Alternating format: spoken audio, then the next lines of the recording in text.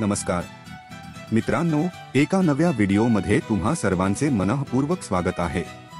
आज आपण भारतीय इतिहासातील स्थापत्य कलेचे एक अद्भुत उदाहरण असणाऱ्या पुणे जवळील भुलेश्वर मंदिर या ठिकाणाला भेट देणार आहोत।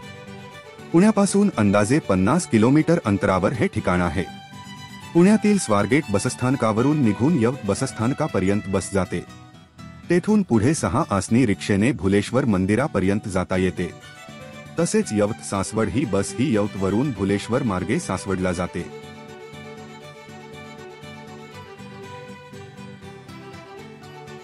भुलेश्वर हे पुण्याजवळील प्राचीन मंदिर असलेले ऐतिहासिक ठिकाण आहे। हे ठिकाण महादेवाच्या पांडवकालीन मंदिरासाठी प्रसिद्ध आहे। मूलतः हे ठिकाण मंगलगड असे होते। 13व्या शतकात देवगिरीकर यादवांच्या कारकिर्दीत महाराष्ट्रात अनेक हेमाडपंथी मंदिरे निर्माण करण्यात आली। याच शतकाच्या मध्यास भुलेश्वर मंदिराचे बांधकाम झाले असावे। सिंहगडावरून निघालेल्या सह्याद्रीच्या रांगेत माळशिरस गावाच्या उत्तरेस व यवतच्या नैऋत्येस 700 फूट उंचीवर मध्यास भुलेश्वर मंदिर आहे। मंदिराच्या भिंतीवरील शिल्पात कोरीवकाम व मूर्तिकाम अद्वितीय आहे। लढाईच्या काळात बऱ्याच मूर्तींची तोडफोड करण्यात आली। या मंदिरात स्त्री रूपातील गणपतीची मूर्ती आहे। गाभायात शिवलिंग आहे, मात्र फक्त पूजेसाठीच ते पिंडीवर ठेवण्यात येते। या मंदिराविषयी अनेक दंतकथा सांगितल्या जातात। काही दंतकथेनुसार सकाळी शिवलिंगाची पूजा झाल्यानंतर शिवलिंगाला अर्पण केलेल्या नैवेद्यातील काही नैवेद्य भगवान शंकर खातात। महाशिवरात्रीला येथे गर्दी होते। पुरंदर तालुक्यातील माळशिरस गावातून श्रावण महिन्यात येथे भुलेश्वराची पालखी नेली जाते। दर सोमवारी यात्रा भरते। ही जुनी परंपरा आहे।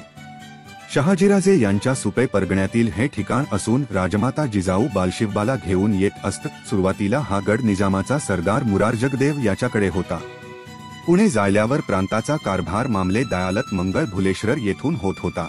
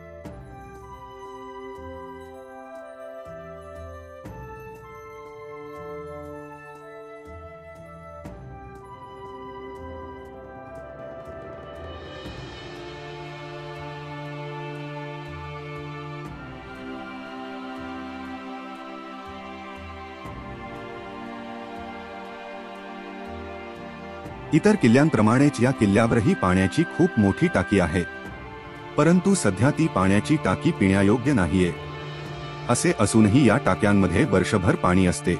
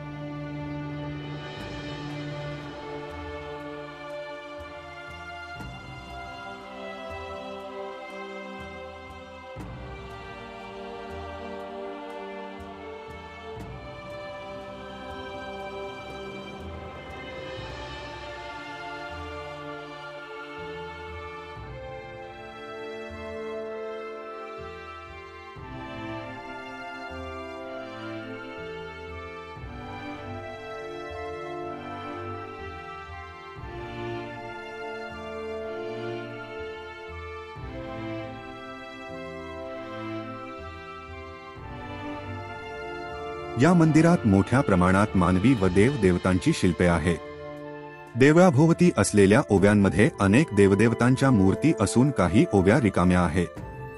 मुख्य सभामंडपांच्या भोवती असलेल्या अर्धभिंतींवर युद्धप्रसंग, सिंह, हत्ती इत्यादी प्राणी व रामायण महाभारतातील प्रसंग कोरले गेलेले आहेत। महाभारतातील प्रसंग हे भारतातील इतर मंदिरांपेक्षा येथे जास्त ठसठशीत व रेखीव आहे। द्रौपदी स्वयंवर, शरपंजरी भीष्म, हत्तीला आकाशात फेकणारा भीम ही कथाशिल्पे अधिक जिवंत वाटतात। मातृका देवी, गणपती, विष्णूंचे अवतार, योद्धे, पक्षी इत्यादी विविध प्रकारचे शिल्पांकन मंदिरात आढळते। कुंभ, कमळ, कीर्तिमुख, मकर, पाने, फळे, वेलबुट्ट्या ही शुभचिन्हे मंदिराच्या सुशोभनात वापरलेली आहेत। येथील दर्पणधारी स्त्रीमूर्ती शिल्पकलेचा सुंदर नमुना आहे। दक्षिण दरवाजावर असलेल्या भरतशत्रुघ्नाच्या डाव्या बाजूस 2 चौघडावाले उंट दाखवलेले आहेत। दक्षिणेकडील मंदिरात उंटाचे शिल्प क्वचितच आढळते। माळव्यात प्रचलित असलेल्या भूमिज उपशैलीचा प्रभाव येथील काही शिल्पांवर ठळकरित्या आढळतो। यादव साम्राज्याची इतिश्री झाल्यानंतर यवनांकडून व परकीय आक्रमकांकडून महाराष्ट्रातील अनेक मंदिरांची, शिल्पांची नासधूस करण्यात आली। भुलेश्वर मंदिरातील शिल्पांचेही या काळात अतोनात नुकसान झाले। युद्ध आणि परकीय आक्रमण इतके असूनही या मंदिरातील शिल्लक राहिलेल्या शिल्पांमुळे येथील सौंदर्य अद्याप टिकून आहे। मंदिराच्या गाभायाच्या बाहेरील बाजूस वर 3 सप्तमातृकांच्या समूहात गणेशाचे स्त्री स्वरूपातले दुर्मिळ शिल्प आहे। वेरूळच्या कैलास लेण्यात या प्रकारचे शिल्प आढळते। प्राचीन वाङ्मयात व स्कंदपुराणाच्या काशीखंडात 64 योगिनींच्या यादीत या गणेशाचा उल्लेख वैनायकी असा केलेला आढळतो। देवी सहस्रनामात या देवतेस विनायकी, लंबोदरी, गणेश्वरी अशा विशेषणांनी संबोधले आहे। शिल्परत्न या ग्रंथात वैनायकीचा उल्लेख शक्तिगणपती असा केलेला आहे। गुप्तकाळात प्रथम सप्तमातृका शिल्पाचा उगम झाला। मध्ययुगात शक्तिपूजक संप्रदायात वैनायकी पूजनाचे महत्त्व वाढले। वैनायकी शिल्पे गजमुख, चतुर्भुज आणि गणपतीप्रमाणे आयुधे धारण केलेली आढळतात। भुलेश्वर येथील वैनायकी शिल्पे पद्मासनात बसलेली असून सालंकृत आहे। खाली मूषक हे वाहन आहे। येथे वेरूळच्या लेण्याप्रमाणे पूर्ण शिल्पपट्टिका नसून 3 सप्तमातृकांच्या शिल्पपट्टीत वैनायकीची शिल्पे आहेत।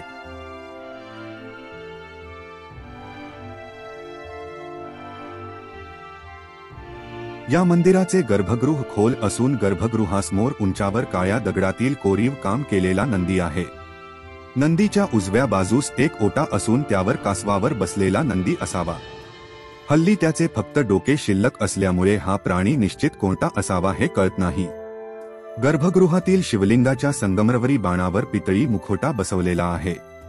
बाण काढल्यानंतर खाली आत 3 मुख्य लिंगे, तीन कोप्यात उंचवट्याच्या स्वरूपात असून ती ब्रह्मा, विष्णू व महेश यांची प्रतीके आहे.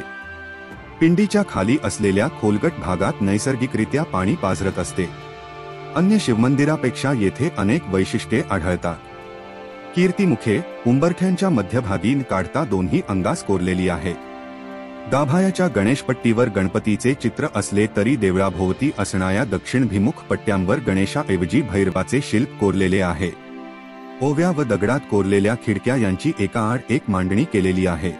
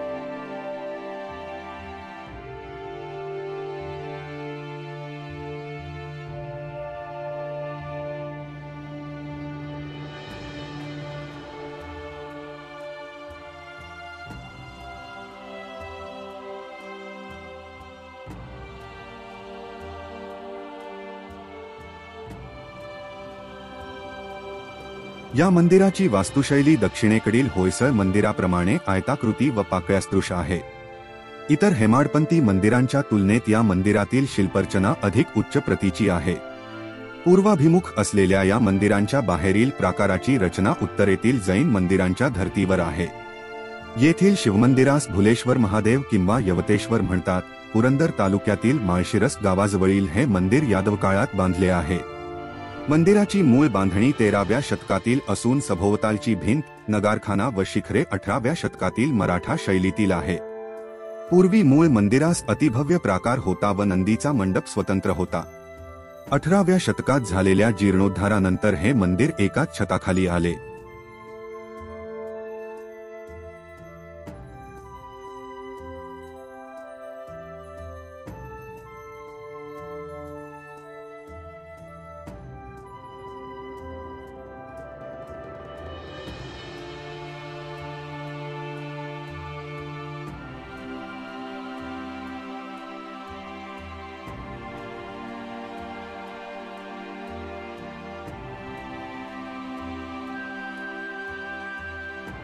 अर्धखुला मंडप, अंतराळ आणि गर्भगृह असा या मंदिराचा तलविन्यास आहे.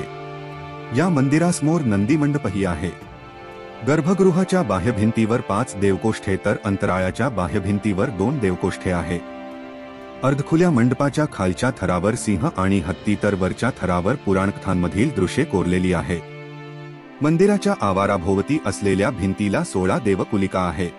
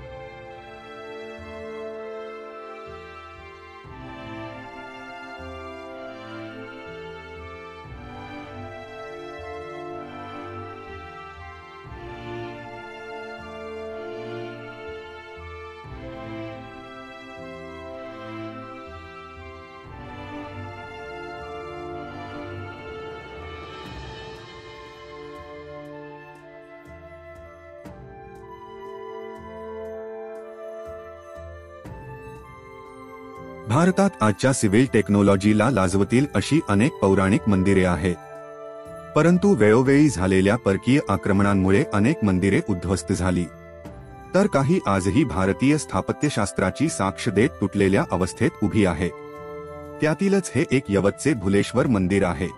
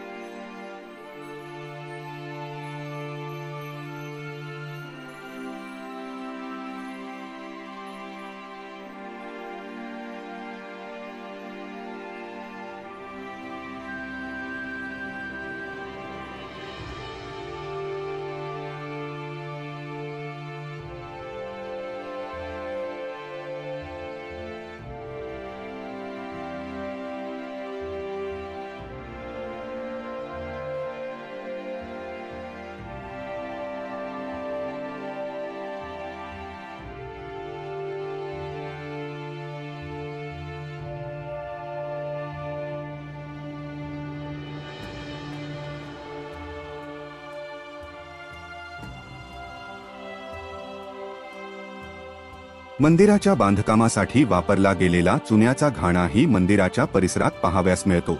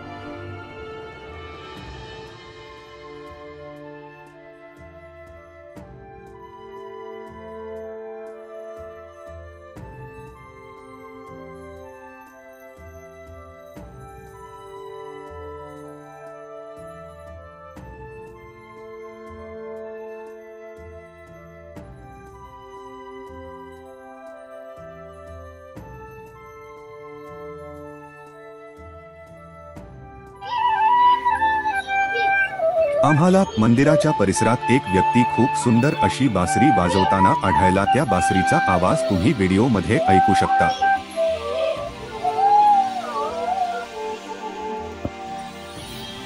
तसेच एक चिमुकली आम्ही व्हिडिओ काढतोय हे पाहून व्हिडिओमध्ये येण्याचा प्रयत्न करत होती, म्हणून आम्ही तिचा पण शूट घेतला.